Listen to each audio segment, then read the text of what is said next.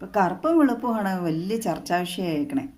Life style vlog എന്നും പറഞ്ഞിട്ട് തുടങ്ങിയിട്ട് കുറേ ലേഡീസായിട്ടുള്ള വലിയ വലിയ യൂട്യൂബേഴ്സ് ക്രീമിൻ്റെ പരസ്യങ്ങളോട് പിന്നെ ആഭിമുഖ്യം കാണിച്ചു. കൂടുതലായിട്ട് അത് അവർ പ്രൊമോട്ട് ചെയ്യാൻ തുടങ്ങി. വെളുത്തിരുന്നിട്ട് എത്രയോ പേര് ഭിന്നശേഷിക്കാരായിട്ട് ബുദ്ധിമാന്യമുള്ളവരൊക്കെ ആയിട്ട് ജനിക്കണം. ക്രീമിൻ്റെ പരസ്യമായിട്ട് ബന്ധപ്പെട്ട വിവാദത്തിലായിരിക്കുന്ന ആ യൂട്യൂബറുടെ അവർ ഇട്ടേക്കണ ആ വീഡിയോ ഞാൻ കണ്ട. അതിലവർ പറയേണ്ട അവർ അമ്മയുടെ മുഖം മൊത്തം ചുളിവായിട്ടാണ് ഇരിക്കുന്നത്. നേരത്തെ മുതൽ ഇത് ഉപയോഗിക്കായിരുന്നെങ്കിൽ അമ്മയ്ക്ക് ചുളിവുണ്ടാവില്ലെന്ന്. എന്ത് ചെയ്യാനാണ് ഇങ്ങനെയൊക്കെ തുടങ്ങി? ആ മനുഷ്യത്തിക്ക് വയസ്സാവാനും ആ മകള് സമ്മതിക്കൂലേ? ഞാൻ ആലോചിക്കും, ആ പുള്ളിക്കാരിയുടെ അമ്മയ്ക്ക് ചുളിവൊക്കെ മാറ്റിയിട്ട് ഇനി വല്ല കെട്ടിക്കാൻ വല്ല പ്ലാനുണ്ടോ? പൈസ കൊടുത്ത് മേടിച്ച് ഓരോ കെമിക്കലുകളൊക്കെ വാരി തേച്ച് ഇല്ലാത്ത അസുഖങ്ങളൊക്കെ എന്തിനാ വെറുതെ ഉണ്ടാക്കി വയ്ക്കുന്നത്? എൻ്റെ ഒരു സുഹൃത്തുണ്ടായിരുന്നു, അവൾക്ക് എന്തൊക്കെയോ അസുഖങ്ങൾ വന്നിട്ട് ഡോക്ടറെ കാണാൻ പോയപ്പോൾ ഡോക്ടർ പറഞ്ഞത് വിറ്റാമിൻ ഡിയുടെ കുറവാണ്. അപ്പോൾ അതുകൊണ്ട് ദിവസവും സൂര്യപ്രകാശം അടിക്കണം, വെയിലത്ത് നടക്കണമെന്ന്. അതുമാത്രമുള്ള മരുന്ന്. അതുപോലെ നവജാത ശിശുക്കളെ നമ്മൾ മഞ്ഞപ്പ് വരുമ്പോൾ സൂര്യപ്രകാശമല്ലേ കൊള്ളിക്കുന്നത്, രാവിലത്തെ വെയിലടിക്കണം, അല്ലെങ്കിൽ ചെറിയ ഇളം വെയിലടിക്കണം എന്നൊക്കെ പറഞ്ഞ്. സൂര്യപ്രകാശവും നമുക്ക് ആവശ്യമാണ് ശരീരത്തിന്. ചില ക്രീമുകളൊക്കെ മേടിച്ച് ഉപയോഗം തുടങ്ങിയിട്ടുണ്ടെങ്കിൽ പിന്നെ അത് നിർത്താൻ പറ്റില്ലാത്ത അവസ്ഥയാവുമെന്നൊക്കെ പറയണേക്കാം. വിലയുള്ള പ്രൊഡക്റ്റും കൂടെയാണെങ്കിലോ പിന്നെ പറയണ കാര്യം. അതുകൊണ്ടാണ് നമ്മൾ ഈ ഇതൊക്കെ മേടിച്ച് കുടുംബം വെളുപ്പിക്കുമെന്ന് പറയണതിൻ്റെ കാര്യം. വെളുപ്പിൻ്റെ കാര്യം പറഞ്ഞാൽ അഹങ്കരിക്കണ ആരെങ്കിലും കാണുമ്പോൾ ഞാൻ പറയും, ഈ ലോകത്തെല്ലാവരും വെളുത്തവരാ. കാരണം മരിച്ചു കഴിയുമ്പോൾ എല്ലാവരുടെയും അസ്ഥികൂടം വെളുത്താണല്ലോ. ആ സ്ഥിതിക്ക് എല്ലാവരും ഒരുപോലെയാണ്. ദീപ്തി സതി എന്ന് പറഞ്ഞിട്ട് പ്രശസ്ത ഒരു യൂട്യൂബറുണ്ട്. അവരുടെ ചർമ്മത്തിന് ചെറുപ്പം മുതലേ അവർക്കുണ്ടായ പൊട്ടി ഒലിക്കുന്ന ചീഞ്ഞ മണമൊക്കെ ആയിട്ട് ചൊറിഞ്ഞ് നാശമായ ഒരു അനുഭവത്തെപ്പറ്റി അവർ പറഞ്ഞിട്ടുണ്ട്. എന്നിട്ട് ആരും അടുപ്പിക്കില്ലായിരുന്നു. ഒരു ദിവസം അവർ ബസ്സിൽ യാത്ര ചെയ്യുമ്പോൾ ഒരു സ്ത്രീ അടുത്ത് നിന്നപ്പോൾ ഇവർ എണീറ്റ് വന്നു തുടങ്ങിയപ്പോൾ ആ സ്ത്രീ അവരോട് ഗ്ലിസറിനും നാരങ്ങ നീരും ചേർത്ത് തേച്ചാൽ മതി പൊക്കോളെന്ന് പറഞ്ഞു. അത് പോയി. ഇപ്പോൾ അവരുടെ സ്കിന്ന് എന്ത് ഭംഗിയാണ് കാണാൻ. പക്ഷെ അവർ പോലും അത് സിമ്പിളായിട്ടാണ് ആ കാര്യങ്ങളൊക്കെ പറഞ്ഞത്. അവർ ഇതുപോലത്തെ ബ്യൂട്ടി പ്രൊഡക്ട്സ് ഒന്നും പ്രൊമോട്ട് ചെയ്യണില്ല. അങ്ങനത്തെ ഒരു അവസ്ഥ അനുഭവിക്കുമ്പോഴാണ് ദൈവമേ സാധാരണ മനുഷ്യരെ പോലത്തെ ഒരു സ്കിന്ന് തന്നെയാണ് ആഗ്രഹിക്കണം. അങ്ങനെയുള്ള സ്ഥാനത്താണ് ഈ സ്ത്രീകളൊക്കെ സാധാരണ സ്കിന്നും പോരാന്നും പറഞ്ഞുകൊണ്ട് ഇതുപോലത്തെ ബ്യൂട്ടി പ്രൊഡക്ട്സൊക്കെ മേടിച്ച് വാങ്ങി തേച്ച് ഉള്ള സ്കിന്നും കൂടെ നശിപ്പിച്ച് കളയണത്. ആരോഗ്യമാസികയിലൊക്കെ വായിച്ചിട്ടുണ്ട്, ഈ ചർമ്മരോഗ വിദഗ്ധർ പറയണത് മാനസികമായുള്ള പ്രശ്നങ്ങളും ഈ ചർമ്മത്തെ ബാധിക്കും നമ്മുടേന്ന്. അതായത് നല്ല സന്തോഷമായിട്ടിരിക്കണ മനസ്സിന് നല്ല ചുറുചുറുക്കോട് ഇരിക്കണം, അതാണ് മുഖം മനസ്സിൻ്റെ കണ്ണാടി എന്നാണല്ലോ. അത് ചർമ്മത്തിന് നല്ല ഗ്ലേസിങ് കൊടുക്കുന്നതാണ് പറയണത്. ഒരുപക്ഷെ ഹോർമോൺ വ്യതിയാനങ്ങളായിരിക്കാം അങ്ങനെ സാധിപ്പിക്കുന്നത്. ഈ കണ്ണിൻ്റെ ചുറ്റും കറുപ്പൊക്കെ ഉള്ളവരൊക്കെ ആണെങ്കിൽ എനിക്ക് പറയാനുള്ളത് ശരിക്കും കിടന്നുറങ്ങുക, പിന്നെ സോപ്പിട്ട ദിവസം മുഖം കഴുകുമോ അങ്ങനെ എന്തെങ്കിലുമൊക്കെ ചെയ്താൽ മതി. അല്ലാണ്ട് ജീവിക്കാൻ നിറം വേണമെന്ന് മറ്റുള്ളവരെ കാണിക്കുകയും പഠിപ്പിക്കുകയും ചെയ്താൽ അത് മിസ്ലീഡ് ചെയ്യുകയല്ലേ സമൂഹത്തിന്. ശരിക്കും ജീവിക്കാൻ എന്താണ് ഒരു മനുഷ്യന് ആവശ്യം, അതല്ലല്ലോ. പിന്നെ ഈ ക്രീമൊക്കെ തേച്ച് വല്ല സൈഡ് എഫക്റ്റ് ഒക്കെ ഉണ്ടായിട്ടുണ്ടെങ്കിൽ ആശുപത്രിക്കാർക്ക് കുറച്ച് പൈസ കിട്ടും. അതിന് മറുമരുന്ന് മേടിക്കാൻ പോയി. നേരത്തെ പ്രാവശ്യം യൂട്യൂബിലൊരു വീഡിയോ വന്നിട്ടുണ്ടായിരുന്നു, ഒരു നീല കളറുള്ള സാധനം മുഖത്ത് വാരി തേച്ചിട്ട് അത് മാച്ചാലും തേച്ചാലും എന്ത് ചെയ്തിട്ടും പോകാത്ത ഒരു പുള്ളിക്കാരി കരഞ്ഞുകൊണ്ട്, ഒരു കൊറിയക്കാരിയാന്ന് തോന്നുന്നു ഇട്ട വീഡിയോ. അത് അവർ ഇടാൻ കാരണം ആർക്കും ഇനി അങ്ങനെ സംഭവിക്കരുത്. അതൊക്കെ വലിച്ചു വാരി തേച്ചിട്ട് ചിലപ്പോൾ അത് പിന്നെ കഴുകിക്കളഞ്ഞാലും പോകില്ലാത്ത അവസ്ഥ. കേരളത്തിലെ റാണി എന്ന് പറയുന്ന ഒരു കളക്ടർ ഉണ്ടായിരുന്നു. അവർ ഒരു പ്രാവശ്യം ഒരു സ്കൂളിൽ ഒരു ഉദ്ഘാടനത്തിന് പോയപ്പോൾ അവിടുത്തെ കുട്ടികൾ എന്താണ് മാഡം മേക്കപ്പ് ഉപയോഗിക്കാത്തതെന്ന് ചോദിച്ചു. അന്നേരം അവരുടെ കഥ പറഞ്ഞു. മേക്കപ്പ് അവർ ജീവിതത്തിൽ ഒരിക്കലും ഉപയോഗിക്കുകയില്ല. കാരണം എന്താണെന്ന്.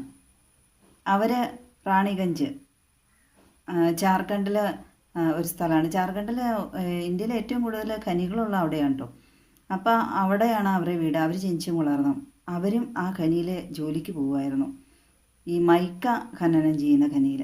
അവരുടെ വീട്ടുകാരെല്ലാവരും അവിടെ പോയിക്കൊണ്ടിരുന്നു. അപ്പോൾ അവർ പറഞ്ഞതെന്നു വെച്ചാൽ ഈ മൈക്ക എന്ന് പറഞ്ഞാൽ വിഷമുള്ള, അപ്പോൾ അതിൻ്റെ സൈഡ് എഫക്റ്റ് കാരണം അവിടെ പിഞ്ചു കുഞ്ഞുങ്ങൾ ജോലി ചെയ്യുന്നുണ്ട്. അവരെല്ലാം ഇഷ്ടംമാതിരി മരിച്ചു വീഴുന്നുണ്ട് ഈ ഖനിയിൽ പണിയെടുക്കണമുണ്ട്. 8-10 വയസ്സ് 10 വയസ്സ് താഴെയുള്ള കുട്ടികളൊക്കെ ആയിരിക്കും കൂടുതൽ. അപ്പോൾ അങ്ങനെ അവരുടെ ആ ബലിയാടാക്കപ്പെട്ട ആ കൈകളാൽ ഉണ്ടാക്കുന്ന സാധനമാണ് ഈ മേക്കപ്പ് വസ്തുക്കളൊക്കെ ആയിട്ട് പിന്നീട് രൂപാന്തരപ്പെട്ടു വരുന്നത്. അതുകൊണ്ട് അവരൊരിക്കലും ഈ മേക്കപ്പിനെ പറ്റി ചിന്തിക്കുക പോലും ഇല്ലെന്ന്. ശരിക്കും പറഞ്ഞാൽ ഇങ്ങനെ കുഞ്ഞു മക്കളുടെ മുഖം ഓർക്കുമ്പോൾ എങ്ങനെ ഈ മേക്കപ്പ് സാധനങ്ങളൊക്കെ ഉപയോഗിക്കാൻ തോന്നും? ഓരോ നമ്മുടെ മക്കളുടെ മുഖം തന്നെയല്ലേ കാണാൻ പറ്റുള്ളൂ. ഇടയ്ക്ക് ആൾക്കാർ കറുത്ത കളറിനെ കളിയാക്കി പറയാറുണ്ട്, കറുപ്പിന് 7 അഴക്, അതുകൊണ്ട് ദൈവം 7 പ്രാവശ്യം തിരിഞ്ഞു നോക്കുന്നു. പക്ഷെ ബാക്കി 93 അഴകും വെളുപ്പിനാ. അപ്പോൾ ദൈവം എത്ര പ്രാവശ്യം അവർ തിരിഞ്ഞു നോക്കൂലേ? മനുഷ്യരുടെ ഓരോ കണ്ടുപിടുത്തങ്ങളാണ് കേട്ടോ അതൊക്കെ. മനുഷ്യർക്ക് ജീവിക്കാൻ ആവശ്യമുള്ളതൊന്നും കണ്ടുപിടിച്ചില്ലെങ്കിലും ഇങ്ങനത്തെ വേണ്ടാതീന കണ്ടുപിടുത്തങ്ങളൊക്കെ നടത്താൻ നമ്മുടെ ഇവിടെയുള്ളവരൊക്കെ. ഞാൻ പറയും, കറുപ്പാണെങ്കിലും വെളുപ്പാണെങ്കിലും ഫിറ്റിങ്സ് എല്ലാം ഒന്നല്ലേ? ആണ് പെണ്ണ് ഈ വേർതിരിവല്ലേ ഉള്ളൂ. ദൈവത്തിന് മുഖപക്ഷമില്ല. ദൈവത്തിന് മുമ്പിൽ എല്ലാവരും ഒരുപോലെയല്ലേ? തൊലി വെളുത്ത് നിന്നിട്ട് സ്വഭാവം കൊള്ളില്ലെങ്കിൽ പറഞ്ഞിട്ട് വല്ല കാര്യമുണ്ട്? മാത്രമല്ല, പിള്ളേരെയൊക്കെ ചെറുപ്പത്തിലെ ഇങ്ങനെ അപകർഷതാബോധം, ആവശ്യമില്ലാത്ത നിറത്തിൻ്റെ പേരിലൊക്കെ ഈ അമ്മമാർ തന്നെ സൃഷ്ടിച്ച് അവരെ ഒന്നും അല്ലാണ്ടാക്കി കളയേണ്ട ആവശ്യമുണ്ടോ? കഴിവുകെട്ടവരാക്കി അവരെ നല്ല കഴിവുള്ള മക്കളാക്കി വളർത്താൻ നോക്കൂ. പിന്നെ കൊച്ചുകുട്ടികൾക്കൊന്നും ഈ ക്രീമുകളൊന്നും ഉപയോഗിക്കാണ്ടിരിക്കണതാണ് നല്ലതെന്നാണ് പറയുന്നത്. അവരെ ഈ ശരീര കലകളെ, കോശങ്ങളെയൊക്കെ അത് ഡാമേജ് ആക്കുന്ന പറയുന്നത് ഈ ക്രീമുകളൊക്കെ ചെന്നിട്ടുണ്ടെങ്കിൽ. പിന്നെ മിക്കവർക്കും അറിയാവുന്ന കാര്യം തന്നെയായിരിക്കും, ബ്യൂട്ടി ക്രീമുകളിൽ കൂടുതലും അബോർഷനാക്കപ്പെടുന്ന കുട്ടികളുടെ അംശങ്ങളൊക്കെയാണ് ഉപയോഗിക്കുന്നത്. നേരത്തെ വാർത്തകളിലൊക്കെ കണ്ടിട്ടുണ്ട്. അതിനെക്കുറിച്ച് ഒരു സിനിമ തന്നെ ഉണ്ടായിട്ടുണ്ട് തമിഴിൽ. മേക്കപ്പിൻ്റെ കാര്യം പറയണവരുടെ ഞാൻ പറയാറുണ്ട്, കല്യാണം കഴിഞ്ഞ് പിള്ളേരായി പിന്നെ വെളുത്തിരുന്നാലിനാ കറുത്തിരുന്നാലിനാ? ഈ കല്യാണം കഴിഞ്ഞ പെണ്ണുങ്ങളോട് ഞാൻ ചോദിക്കണം.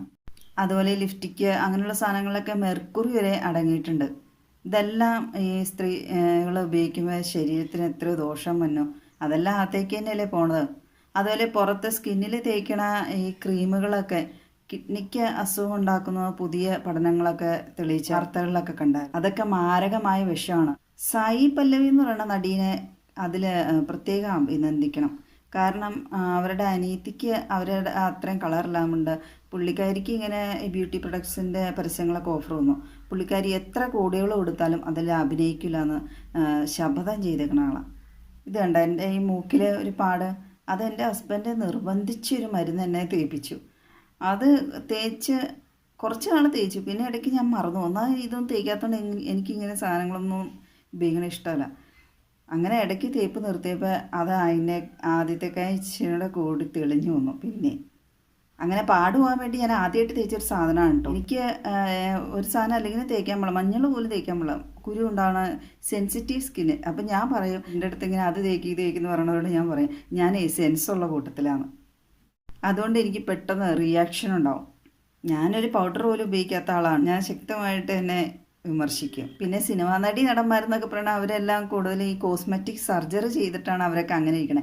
പ്രായം കുറവായിട്ടും വലിയ സുന്ദരന്മാരെ പോലെയൊക്കെ തോന്നിക്കണം. അതൊക്കെ ഒത്തിരി പൈസ മുടക്കി ചെയ്യണ കാര്യങ്ങളുമാണ്. ഫ്രണ്ട് അങ്ങനെ ക്രീം തേച്ചിട്ട് സൈഡ് എഫക്റ്റ് ഉണ്ടായിട്ട് പിന്നെ ആയുർവേദം മരുന്ന് കഴിച്ചു അത് മാറാൻ വേണ്ടി. ഓരോ രാജ്യത്ത് ഇന്ന രാജ്യത്തെ ആൾക്കാരാണ് ഇന്ന കളറ്, അത് ആ രാജ്യത്തിൻ്റെ അവരുടെ ആ ജിയോഗ്രഫിയുടെ എന്ത് പ്രത്യേകത.